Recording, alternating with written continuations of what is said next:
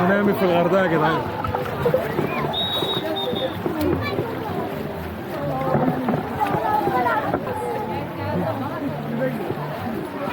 تسونامي في الغردقه يا جماعه. دلوقتي الاكوا بدات ان هي تشتغل. تلاقي بقى الاكوا بقت عباره عن مجموعه امواج كده، تحس يعني بتديك الايحاء كانك في البحر بالظبط.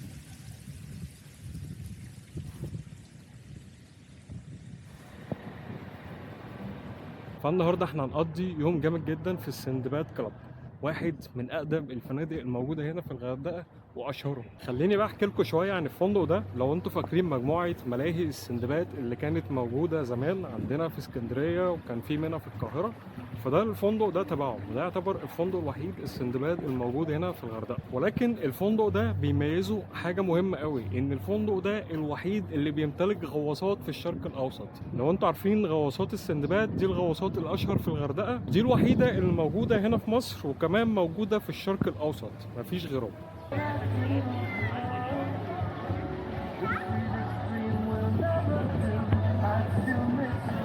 احنا جاي دلوقتي ووصلنا الاكوا. هتلاقي في مباني، تمام، دي كده الغرف اللي مع الفيو بتاع الاكوا.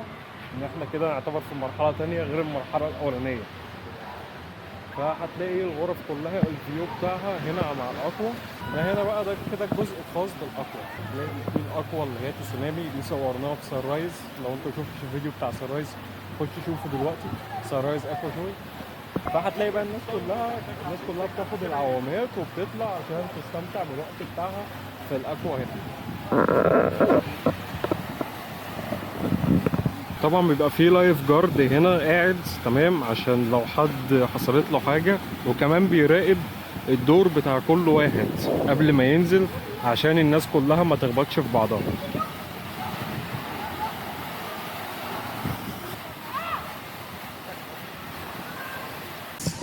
اول ما بتخش بقى الاكوا، تمام، بتلاقي الناس كلها متجمعه هنا في حمام السباحه، والناس كلها نازله بتستمتع بالاكوا هنا. اكوا هنا مختلفه خالص. فهنبدا ان احنا ندور على مكان دلوقتي عشان نقعد فيه.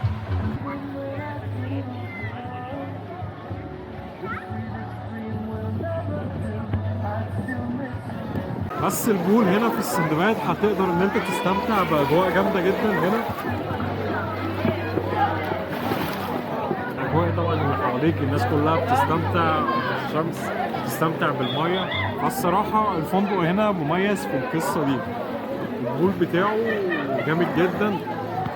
دلوقتي بقى بدأت تسونامي في الغردقه يا جدعان.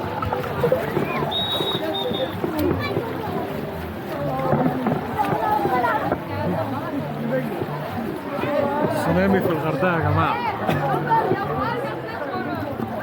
دلوقتي الاكوا بدات ان هي تشتغل، تمام. تلاقي بقى الاكوا بقت عباره عن مجموعه امواج كده، تحس يعني بتديك الايحاء كانك في البحر بالظبط.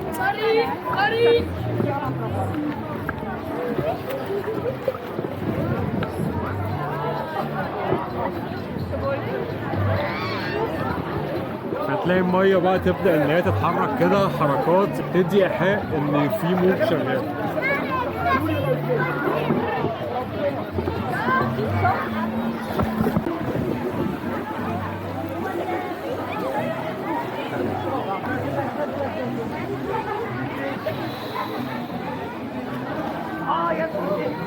دلوقتي بقى بتبدأ كورس الزومبا هنا في الاكوا بارك.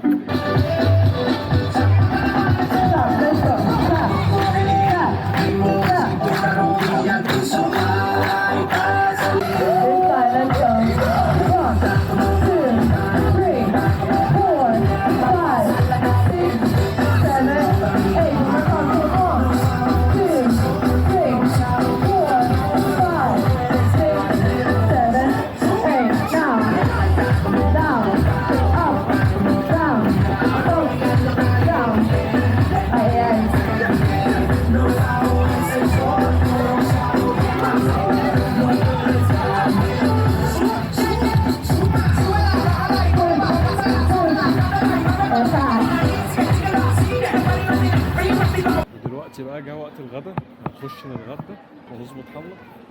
اكتر حاجه مميزه هنا ان المطعم جنب البول، فانت هتطلع من البول تخش على المطعم على طول دايركت. دايما بيبقى في الغدا بيبقى فيه اكل خفيف زي عامل كده النهارده، في شاورما وفي فراخ، وكمان بيبقى فيه خضار. فهنبدا كده الغدا بتاعنا باكل يعتبر خفيف، ونكمل بقيه اليوم بتاعنا في السندباد.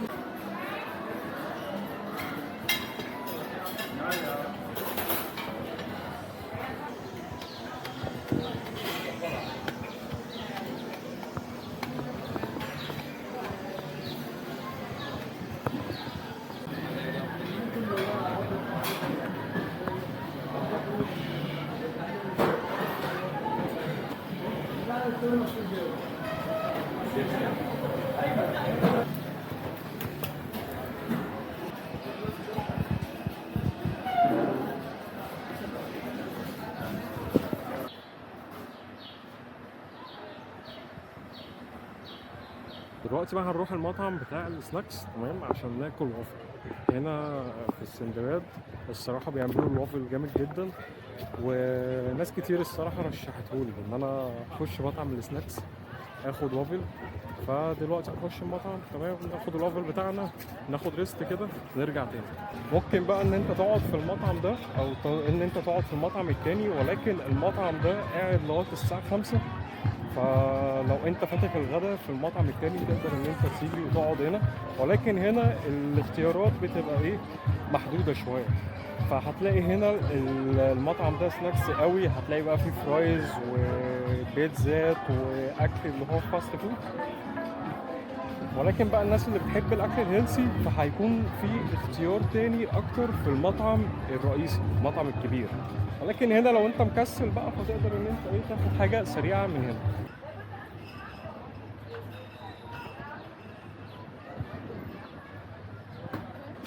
بعدين هناكل الوافل بتاعنا هنا في السندباد. طبعا الوافل شكله جامد جدا. نخلص الوافل وهنكمل اليوم بتاعنا عادي جدا. ففكنا بقى من الدايت وفكنا من الكلام ده، ويلا بينا نديها وافل. وفي طبعا مطاعم الاكارت هنا موجوده في الفندق. ده المطعم الاسيوي واللي هتلاقيه بيقدم اكلات اسيوي، الاكل الصيني او الاكل السوشي. فده هنا ده واحد من المطاعم الموجوده هنا في الفندق، واللي لازم طبعا بتعمل له حجز قبلها، او لو انت جاي من بره الفندق فممكن ان انت تدفع اكسترا تشارج او تعمل حجز من الريسبشن.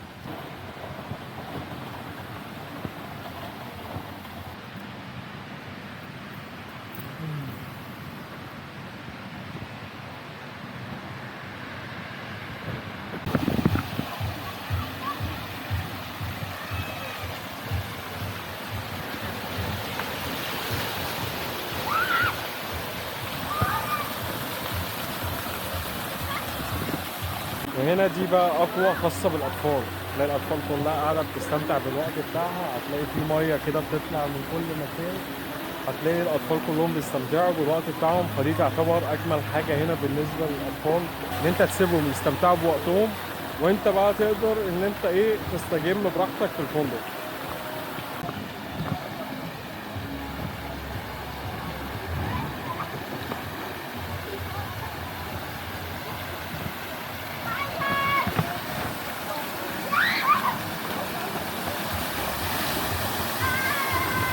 وهنا بقى دي الاكوا بارك التانية، هتلاقي الناس كلها بتجري طبعا عشان تطلع فوق وتستمتع بالاكوا اللي موجودة هنا. بس الاكوا اللي موجودة هنا دي عالية جدا. بص الطول بتاعها عامل ازاي.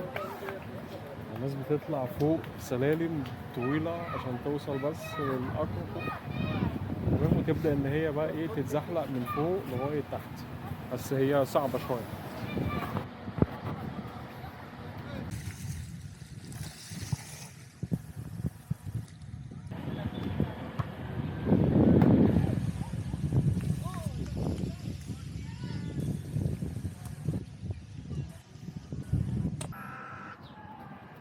دلوقتي بقى بعد ما خلصنا اليوم بتاعنا نبدأ بقى ان احنا نستريح.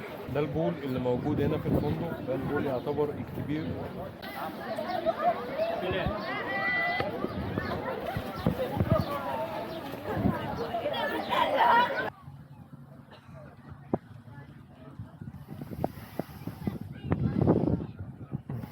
واكتر حاجه بقى بتميز البيتش هنا بتاع السندباد ان الشاطئ بتاعه رملي مش صخري.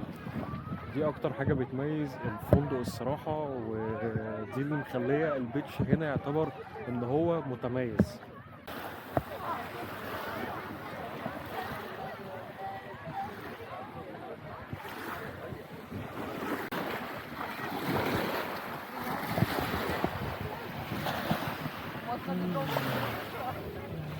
وهتلاقي هنا ده الفندق اللي بيفصلك عن السندباد، ده فندق سيري بيتش ريزورت، هتلاقيني عامل عنه ريفيو. ده الفندق الجديد بتاع السندباد، ده فندق 5 نجوم وده فندق 4 نجوم، ولكن الفندق ده واخد تقييم عالمي، الفندق رقم 50 على مستوى العالم، ويعتبر ده افضل فندق بيئي على مستوى العالم. هتلاقيني عامل عنه ريفيو تقدر ان انت تشوفه.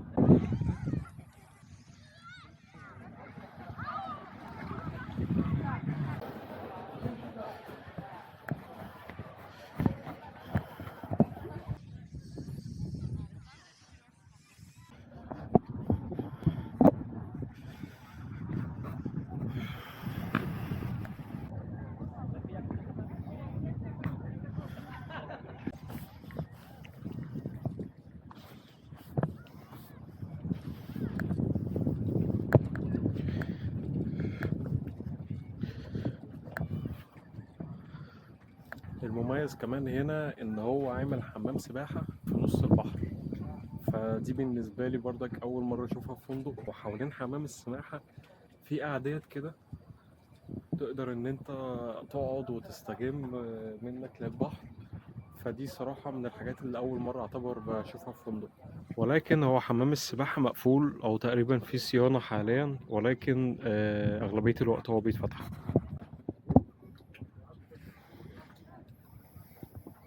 طبعا تلاقي الناس كلها طالعة من هنا، تمام، الناس كلها عشان توصل للفندق هناك. فده طبعا العيب الوحيد اللي في الفندق، ان هنا الفندق البيتش بتاعه بره الفندق مش دايركت مع الفندق. ولكن هي فنادق ال4 نجوم معظمها بيبقى كده، البيتش مش بيبقى مع الفندق، البيتش بيبقى الجهة التانية، عشان كده ده بيبقى الليفل ال4 نجوم.